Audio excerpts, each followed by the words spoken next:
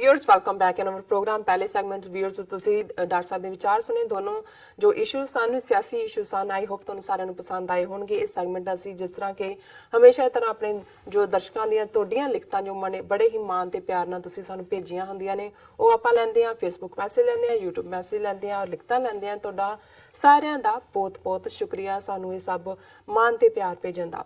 ਜੀ ਡਾਕਟਰ ਸਾਹਿਬ ਕੀ ਕਹਿਣਾ ਚਾਹੋਗੇ ਜੋ ਤੁਹਾਡੇ ਕੋਲ ਲਿਖਤਾ ਹੈ ਉਸ ਬਾਰੇ? देखो ਭਾਰਤ ਦੇ ਹਾਕਮ ਔਰ ਉਹਨਾਂ ਦੇ ਧੁਮ ਛੱਲੇ ਜੀ ਜਦੋਂ ਦੁਨੀਆ 'ਚ ਸੌਦਾ ਆਪਣਾ ਵੇਚਦੇ ਨੇ ਤੇ ਆਪਣੇ ਆਪ ਨੂੰ ਦੁਨੀਆ ਦੀ ਸਭ ਤੋਂ ਵੱਡੀ ਜਮਹੂਰੀਅਤ largest democracy on this planet ਕਹਿ ਕੇ ਵੇਚਦੇ ਨੇ ਕਿ ਦੇਖੋ ਸਾਡੇ ਇੰਨੇ 200 ਮਿਲੀਅਨ ਮੁਸਲਮਾਨ ਹੈ, 30 ਮਿਲੀਅਨ ਈਸਾਈ ਨੇ, 30 ਮਿਲੀਅਨ ਸਿੱਖ ਨੇ, ਕਿਵੇਂ ਰਹਿੰਦੇ ਨੇ ਔਰ ਅਸੀਂ ਜਮਹੂਰੀਅਤ ਸੈਕੂਲਰ ਕੰਟਰੀ ਹੈ। ਬਿਲਕੁਲ ਪਾਕਿਸਤਾਨ ਨੂੰ ਨੈਗੇਟ ਕਰਨ ਦੇ ਲਈ ਕਿ ਜੀ ਦੇਖੋ ਉੱਥੇ ਇਸਲਾਮਿਕ ਕੰਟਰੀ ਹੈ, ਉੱਥੇ ਮਾਈਨੋਰਟੀਜ਼ ਦੇ ਨਾਲ ਕੀ ਸਲੂਕ ਹੁੰਦਾ ਹੈ, ਕਿਵੇਂ ਉਹ ਫੁੱਲ ਨੈਗੇਸ਼ਨ ਦੇ ਵਿੱਚ ਪਾਕਿਸਤਾਨ ਨੂੰ ਇੱਕ ਫੰਡਾਮੈਂਟਲਿਸਟ ਨੇਸ਼ਨ ਦੇ ਤੌਰ ਦੇ ਉੱਤੇ ਦੁਨੀਆ 'ਚ ਔਰ ਟੈਰਰਿਜ਼ਮ ਦੇ ਨਾਲ ਜੋੜ ਕੇ ਆਈਸੋਲੇਟ ਕਰਨ ਦੀ ਭਾਰਤੀ ਹਾਕਮਾਂ ਦੀ ਨੀਤੀ ਪਿਛਲੇ ਕਈ ਵਰ੍ਹਿਆਂ ਤੋਂ ਲਗਾਤਾਰਤਾ ਨਾਲ ਜਾਰੀ ਹੈ। ਲੇਕਿਨ ਜਦੋਂ ਤੁਸੀਂ ਇੱਕ ਸਿੰਪਲ ਅੱਖ ਦੇ ਨਾਲ ਦੇਖਦੇ ਹੋ ਔਰ ਅੱਜ ਦੇ ਕੰਟੈਕਸਟ ਦੇ ਵਿੱਚ ਜ਼ਾਹਰ ਹੈ ਭਾਰਤ ਦੇ ਵਿੱਚ ਮੁਸਲਮਾਨਾਂ ਦੇ ਨਾਲ ਕੀ ਹੋ ਰਿਹਾ ਹੈ, ਈਸਾਈਆਂ ਨਾਲ ਕੀ ਹੋ ਰਿਹਾ ਹੈ, ਸਿੱਖਾਂ ਨਾਲ ਕੀ ਹੋਇਆ ਕੀ ਹੋ ਰਿਹਾ, ਉਹ ਅਕਸਰ ਅਸੀਂ ਡਿਸਕਸ ਕਰਦੇ ਕਿ ਉਹ ਭਾਵੇਂ ਗਾਂ ਦੇ ਨਾਂ ਥੱਲੇ ਹੋਏ, ਨਮਾਜ਼ ਦੇ ਨਾਂ ਥੱਲੇ ਹੋਏ, ਬਾਬਰੀ ਮਸਜਿਦ ਢਾਹ ਕੇ ਮੰਦਿਰ ਬਣਾਉਣ ਦੀ ਗੱਲ ਦੇ ਥੱਲੇ ਹੋਏ ਔਰ ਹੁਣ ਕਸ਼ਮੀਰ ਦੇ ਵਿੱਚ ਈਵਨ ਮੁੱਢਲਾ 35A ਜਿਹੜਾ ਪ੍ਰੈਜ਼ੀਡੈਂਸ਼ੀਅਲ ਆਰਡੀਨੈਂਸ ਦੇ ਨਾਲ ਹੋਇਆ ਉਹਨੂੰ ਅਨਕਨਸਟੀਟਿਊਸ਼ਨਲ ਬਣਾਉਣ ਦੇ ਲਈ ਪੂਰੀ ਮੁਹਿੰਮ ਹੈ। ਆਰਟੀਕਲ 370 ਨੂੰ ਖਤਮ ਕਰਨ ਲਈ ਹੈ। ਉਹਦੇ ਤੇ ਮੈਂ ਨਹੀਂ ਜਾਵਾਂਗਾ, ਪਰ ਪਾਕਿਸਤਾਨ ਦੇ ਹਵਾਲੇ ਨਾਲ ਔਰ ਖਾਸ ਤੌਰ ਤੇ ਪਿਛਲੇ 6 ਮਹੀਨਿਆਂ 'ਚ ਕਿਉਂਕਿ ਮੈਂ ਕਦੇ ਵੀ ਪਾਕਿਸਤਾਨ ਦੀ ਅੰਦਰੂਨੀ ਸਿਆਸਤ ਦੇ ਉੱਤੇ ਕਿਸੇ ਇੱਕ ਧਿਰ ਦੇ ਨਾਲ ਨਹੀਂ ਖਲੋਤਾ। ਅਸੀਂ ਪਾਕਿਸਤਾਨ ਨੇਸ਼ਨ ਨਾਲ ਖੜੇ ਹਾਂ, ਉਹਨਾਂ ਦੇ 220 ਮਿਲੀਅਨ ਤੋਂ ਜ਼ਿਆਦਾ ਉਹਨਾਂ ਲੋਕਾਂ ਦੇ ਨਾਲ ਖੜੇ ਆ ਜਿਹੜੇ ਪੈਟਰੀਓਟਿਕ ਨੇ, ਜਿਹੜੇ ਆਪਣੇ ਦੇਸ਼ ਦੀ ਤਰੱਕੀ ਚਾਹੁੰਦੇ ਨੇ। ਇਸ ਲਈ ਮੈਂ ਇਨਰ ਕਿਸੇ ਵੀ ਪਾਰਟੀਬਾਜ਼ੀ ਦਾ ਹਿੱਸਾ ਨਹੀਂ, ਪਰ ਜਿਹਨੂੰ ਅੰਗਰੇਜ਼ੀ 'ਚ ਕਹਿੰਦੇ ਨੇ credit must be given where it belongs. ਜਦੋਂ ਤੁਸੀਂ ਕਿਸੇ ਚੀਜ਼ ਨੂੰ ਦੇਖਦੇ ਹੋ ਤੁਸੀਂ ਕਿਵੇਂ ਰਹਿ ਸਕਦੇ ਹੋ ਉਹਦੀ ਤਾਰੀਫ ਕੀਤੇ ਬਿਨਾਂ। ਜੀ ਬਿਲਕੁਲ। ਔਰ ਮੈਂ ਸਮਝਦਾ ਹਾਂ ਕਿ ਅੰਦਰੂਨੀ ਹਾਲਾਤਾਂ ਦਾ ਪ੍ਰੈਸ਼ਰ, ਗਵਾਂਢੀ ਭਾਰਤ ਦੇ ਪ੍ਰੈਸ਼ਰ ਦੇ ਬਾਵਜੂਦ ਜਿਵੇਂ ਇਮਰਾਨ ਖਾਨ ਹਕੂਮਤ ਜਿਹੜੀ ਹੈ ਉਹ ਮਾਈਨੋਰਟੀਜ਼ ਪ੍ਰਤੀ ਉਹਨਾਂ ਨੇ ਆਪਣੀ 6 ਮਹੀਨੇ ਦੇ ਵਿੱਚ ਜੋ ਨੀਤੀ ਰੱਖੀ ਉਹਨੇ ਜਿਹੜਾ ਹੈ ਉਹ ਸਾਡੇ ਦਿਲ ਤਾਂ ਜਿੱਤ ਲਏ ਨੇ, ਇਹਦੇ 'ਚ ਕੋਈ ਸ਼ੱਕ ਨਹੀਂ ਹੈ। ਅਸੀਂ ਕਰਤਾਰਪੁਰ ਕੋਰੀਡੋਰ ਵੱਲ ਦੇਖੀਏ, ਇਹਦੇ ਬਾਵਜੂਦ ਕਿ ਭਾਰਤ ਨੇ ਹਵਾ ਦੇ ਵਿੱਚ ਮੌਕੇ ਤੇ ਗੜਬੜ ਦੀ ਬਜਾਏ ਹੁਣ ਪਾਣੀਆਂ 'ਚ ਵੀ ਜਾ ਵੜਿਆ, ਪਰ ਪਾਕਿਸਤਾਨ ਨੇ ਕਿਹਾ ਕਿ ਵੀ ਜਿਹੜਾ ਡੈਲੀਗੇਸ਼ਨ ਕਰਤਾਰਪੁਰ ਕੋਰੀਡੋਰ ਦੇ ਮੁੱਦੇ ਤੇ ਜਾਣਾ ਸੀ ਮਾਰਚ 14 ਨੂੰ ਦਿੱਲੀ 'ਚ, ਉਹ ਬਿਲਕੁਲ ਆਏਗਾ। ਉਹਨਾਂ ਨੇ ਬਿਲਕੁਲ ਉਹਨਾਂ ਨੂੰ ਉਹਦਾ ਸਪੌਟ ਵੀ ਪੁੱਟ ਕੀਤਾ, ਪਰ ਇਹ ਗੱਲ ਦੱਸਦੀ ਹੈ ਕਿ ਵੀ ਜਿੱਥੇ ਪਾਕਿਸਤਾਨ ਨੇ ਸਪੇਸ ਦੇ ਉੱਤੇ ਪਾਬੰਦੀ ਲਾਈ ਹੈ ਵੀ ਉਹਨਾਂ ਦਾ ਸਪੇਸ ਨੇ ਇਸਤੇਮਾਲ ਹੋ ਸਕਦਾ ਹੈ, ਹੋਰ ਬਹੁਤ ਸਾਰੀਆਂ ਪਾਬੰਦੀਆਂ ਨੇ, ਉੱਥੇ ਉਹਨਾਂ ਨੇ ਸਿੱਖਾਂ ਦੀਆਂ ਭਾਵਨਾਵਾਂ ਦੇਖਦੇ ਆ ਉਹਨਾਂ ਨੇ ਕਿਹਾ ਜੀ ਸਾਡਾ ਡੈਲੀਗੇਸ਼ਨ ਆਏਗਾ ਮਾਰਚ 14 ਦਾ ਔਰ ਤੁਹਾਡਾ ਇੰਨੀ 26 ਕਿ 27 ਦਾ ਭਾਰਤ ਦਾ, ਤੁਸੀਂ ਆਓ ਇਸ ਗੱਲਬਾਤ ਨੂੰ ਤੋਰੀਏ। ਸੋ ਜ਼ਾਹਰ ਹੈ ਕਿ ਬਹੁਤ ਵੱਡੀ ਗੱਲ ਹੈ ਕਿ ਜਦੋਂ ਇੱਕ ਪਾਸੇ ਬਿਲਕੁਲ ਹੌਸਟਿਲਿਟੀ ਵਾਲੀ ਲਾਈਨ ਹੈ ਔਰ ਦੂਜੇ ਪਾਸੇ ਜਿਹੜਾ ਪਾਕਿਸਤਾਨ ਨੇ ਆਪਣੀ ਜਿਹੜੀ ਅਕਲੀਅਤ ਹੈ, ਘੱਟ ਗਿਣਤੀ ਸਿੱਖ ਨੇ, ਉਹਨਾਂ ਦੇ ਲਈ ਜਿਹੜਾ ਇਨੀਸ਼ੀਏਟਿਵ ਲਿਆ ਉਹਦੀ ਕੰਟੀਨਿਊਟੀ ਹੈ।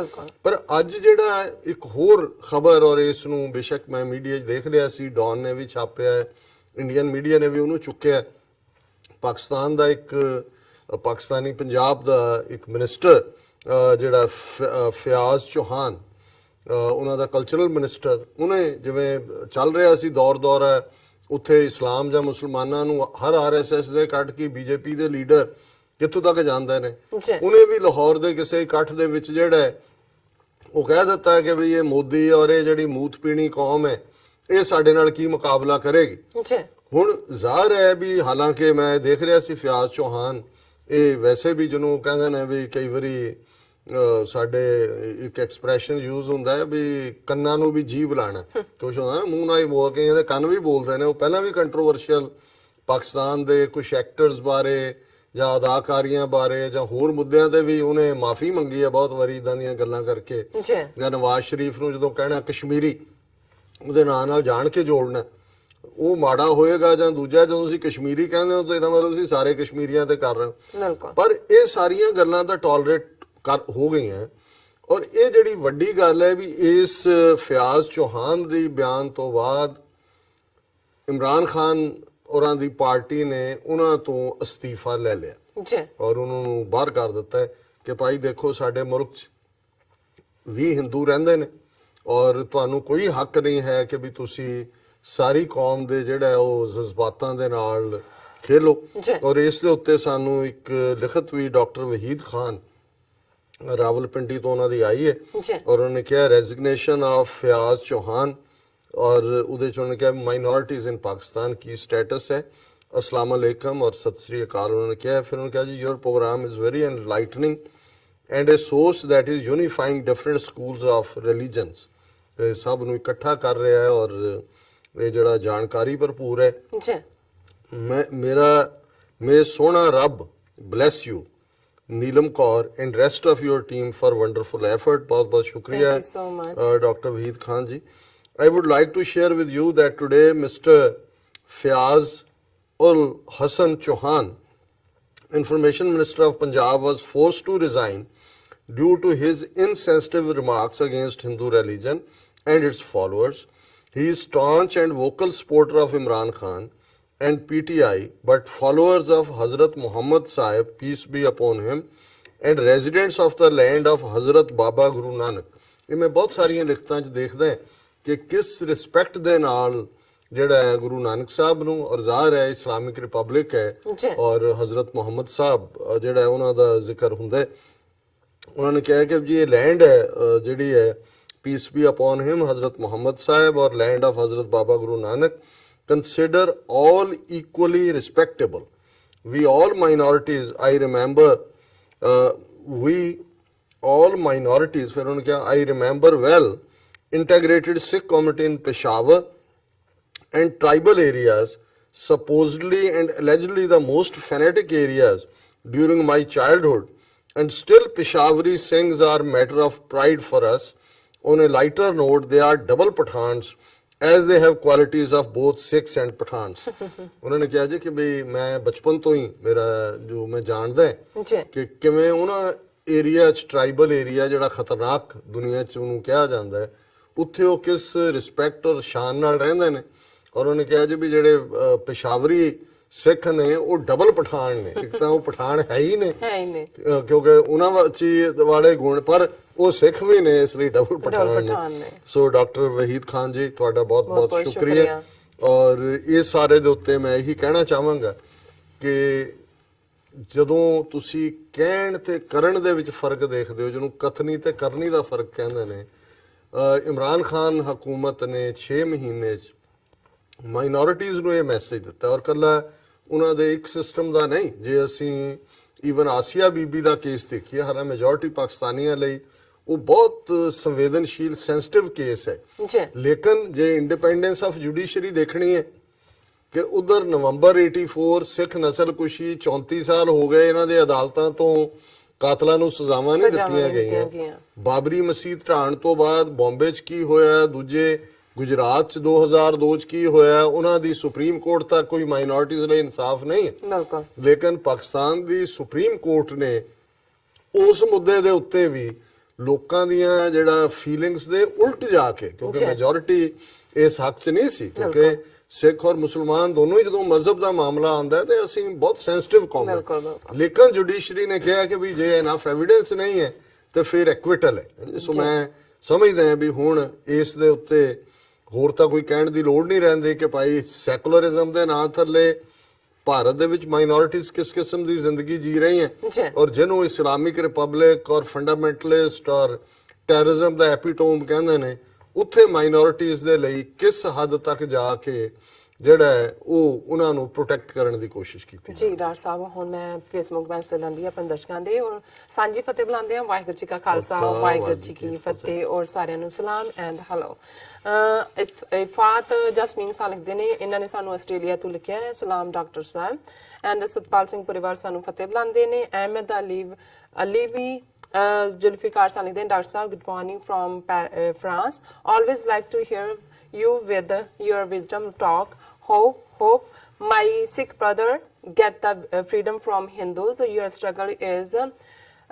really remarkable. We have a great respect and love with my Sikh brothers. Khalsa Zindabad ਉਹਨਾਂ ਨੇ ਕਿਹਾ ਸ਼ੁਕਰੀਆ ਭਾਈ and Muhammad Abdullah Shakur Sah ਲਿਖਦੇ ਨੇ Amarjit Singh gives true picture of current political situation. ਉਹਨਾਂ ਨੇ ਲਿਖਿਆ ਸਰਦਾਰ ਜੱਕ ਮੰਗੋਲ ਸਾਨੂੰ ਲਿਖਦੇ ਨੇ big up Kashmir big up great Khalistan ਉਹਨਾਂ ਨੇ ਲਿਖਿਆ free Kashmir free Khalistan from illegal Indian occupation and Ahmed Ali ਉਹਨਾਂ ਨੇ ਫਿਰ ਦੁਬਾਰਾ ਸਾਨੂੰ ਮੈਸੇਜ ਲਿਖਿਆ great we like your program you are like candle for the Sikh nation who stand like a freedom fighter hope freedom and a separate country Khalistan for my Sikh brothers Dr. Saab carry on we stand with you Khalistan Zindabad ਉਹਨਾਂ ਨੇ ਕਿਹਾ ਹੈ ਹਰੂਨ ਤਰਾਰ ਸਾਹਿਬ ਲਿਖਦੇ ਨੇ great job Dr. Saab congratulations all TV80 for time and ਸਾਨੂੰ ਤਾਰਿਕ ਖਾਨੀ ਨੇ ਲਿਖਿਆ Dr. Saab Assalamu alaikum one of our information ministers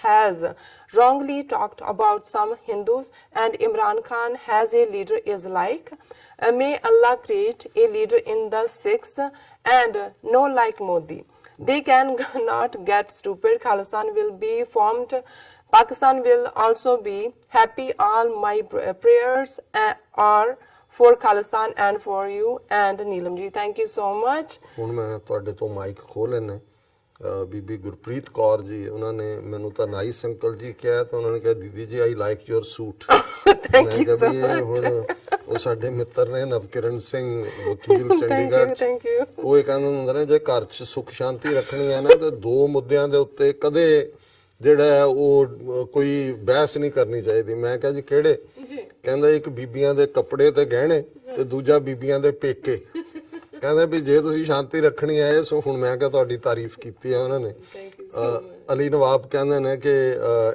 India ਦੀ ਕੁੱਤੇ ਵਾਲੀ ਹੋ ਗਈ ਇਹ ਹੈ ਠੀਕ ਪੰਜਾਬੀ ਚ ਕੋਈ ਕਹਿੰਦਾ ਕੀ ਕੁੱਤੇ ਖਾਣੀ ਕਰਵਾਈ ਹੈ ਉਹ ਕਰਵਾ ਰਹੇ ਨੇ ਜੀ ਹੁਣ ਕੀ ਕਰੀਏ ਅਸੀਂ ਤਾਂ ਜਿਹੜਾ ਜੋ ਹੈ ਨੇ ਉਹੀ ਖਾਣੀ ਉਹਨਾਂ ਦੇ ਨਾਲ ਹੋਣੀ ਹੈ Abdullar ਕਹਿੰਦੇ Salam Dr. Saab and Miss Neelam Kaur ji. Love your program. Thank you for speaking out for Sikhs and Kashmiri people. Well done.